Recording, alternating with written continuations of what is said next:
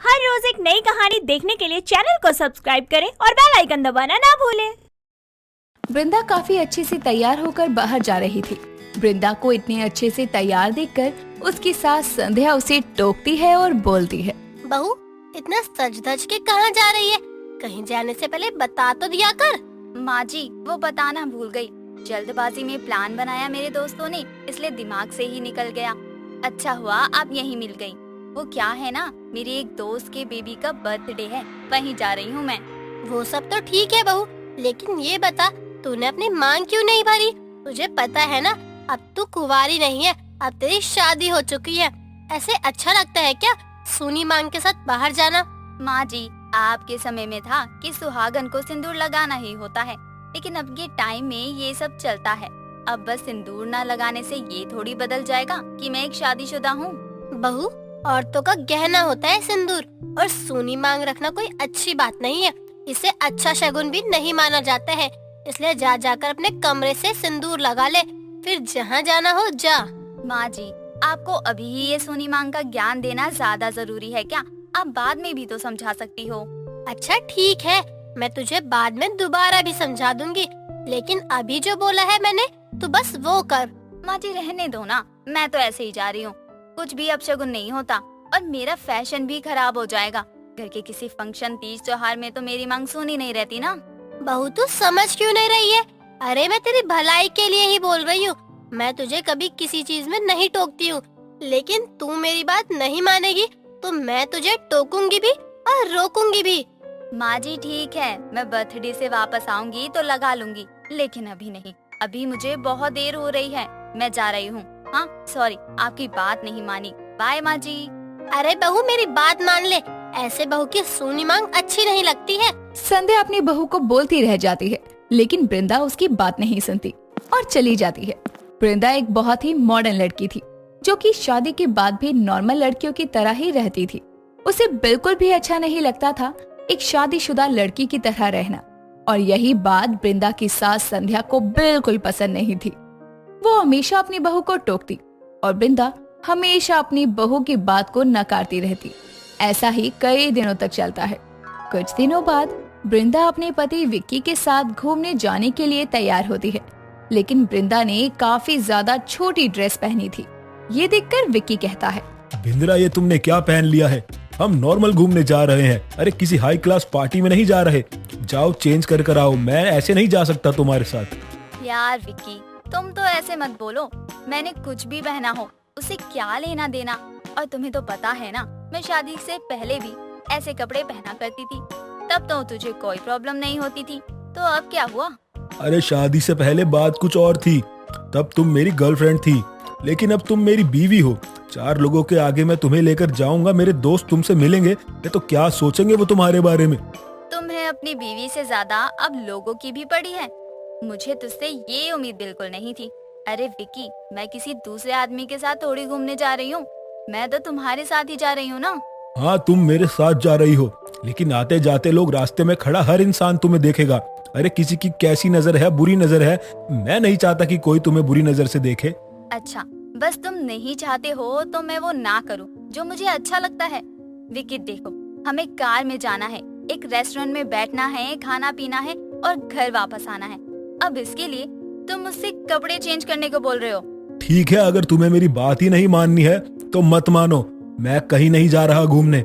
घर में ही बैठकर इधर उधर घूमती रहो, ठीक है? विक्की यार प्लीज ना, तुम इतनी छोटी सी बातों का इतना बड़ा बवाल क्यों बनाते हो? चलो ना। अगर तुम अपने आप को जिद्दी समझती हो तो ठीक है, अपनी जिद दिखाती रहो, मैं भी नहीं मानने वाला हूँ तुम्हारी बात। जा रहा हूँ मैं सोने। विक्की इतना बोलकर सोने चला जाता है। वृंदा सबसे ज्यादा अपने आप को ही मानती थी, इसीलिए वो अपने आगे किसी की नहीं सुनती थी। कुछ दिनों बाद विक्की ऑफिस से आ रहा था कि तभी उसकी गाड़ी का एक्सीडेंट हो जाता है और उस एक्सीडेंट में विक्की की डेथ हो जाती है।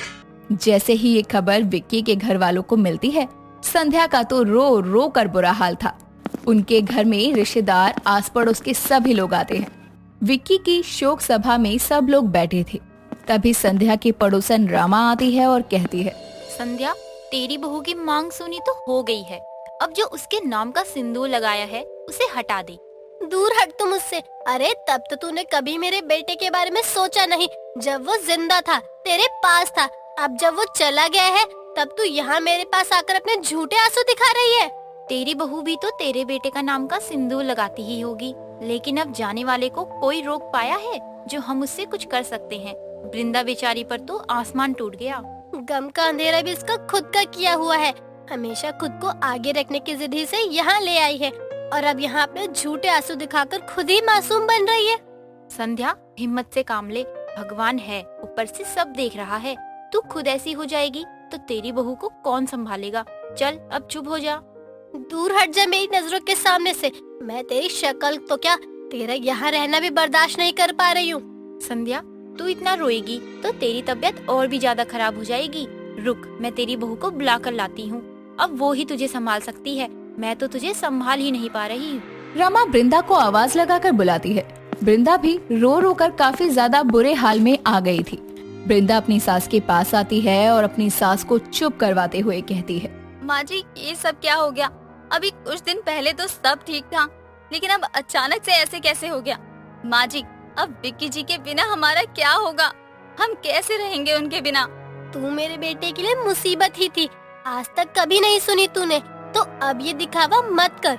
इससे पहले कि मैं कुछ करने लग जाऊं, तू मेरी नजरों के आगे से चली जा। संध्या, ये तू क्या बोल रही है? अरे इन सब में तेरी बहू का क्या दोष है? वो थोड़ी चाहती थी कि ऐसा कुछ हो। तू अपनी बहू को खामखा ही इतना कोस रही है। वो बेचारी तो खुद गम के अंधेरे में है। गम का अंधेरा भी इसका खुद का किया हुआ है। हमेशा खुद को आगे रखने की जिद से यहाँ ले आई, और अब यहाँ अपने झूठे आंसू दिखाकर खुद को मासूम बना रही है। माँ जी, आप ये क्या कह रही हैं? दूर हट जा मेरी नजरों के सामने से। मैं तेरी शक्ल तो क्या, तेरा यहाँ रहना तक बर्दाश्त नहीं कर पा रही हूँ। माँ जी, मैं जानती हूँ आपको भी विक्की के जाने का उतना ही दुख है जितना कि मुझे, लेकिन इस समय में हमें एक दूसरे का सहारा बनना चाहिए, ना कि एक दूसरे की मुसीबत। तू मेरे बेटे के लिए मुसीबत ही थी, आज तक कभी तूने सुनी नहीं, तो अब ये दिखावा मत कर। इससे पहले कि मैं कुछ करने लग जाऊं, तू मेरी नजरों के आगे से चली जा। अपनी सास की बात सुनकर वृंदा रोते हुए अपने कमरे में चली जाती है। विक्की के जाने के बाद तो सच में पूरे घर की रौनक ही चली गई थी। कुछ दिनों बाद वृंदा अपने कमरे में एक सुहागन की तरह तैयार होकर बैठी, मांग भरकर हाथों में लाल जोड़ा पहनकर बैठी थी। ये सब संध्या देखती है तो वो तुरंत अपनी बहू के पास आती है और उसकी मांग का सिंदूर साफ करते हुए कहती है, बहू, भले ही मैं तुझसे नाराज हूँ, लेकिन मैं तुझे ये सब नहीं करने दे सकती। अरे जब तेरा पति था तब तूने अपनी मांग सुनी रखी, और अब मांग भरकर क्या दिखा रही है? माँ जी, मैं तो बहू, मुझे कुछ नहीं सुनना। मेरा बेटा चला गया है और तेरी मांग सुनी हो गई है। अब उसके जाने के बाद उसके नाम का सिंदूर लगाकर मांग मत भर, इससे मेरे बेटे का ही अपमान होगा। वृंदा को अपनी सास की बात समझ आती है और वो अब अपनी सुनी मांग को लेकर बस अफसोस ही करती रह जाती है। दोस्तों, अगर आपको ये कहानी पसंद आई तो इसे लाइक करें, शेयर करें और कमेंट करके बताएं कि कहानी में आपको सबसे अच्छा क्या लगा।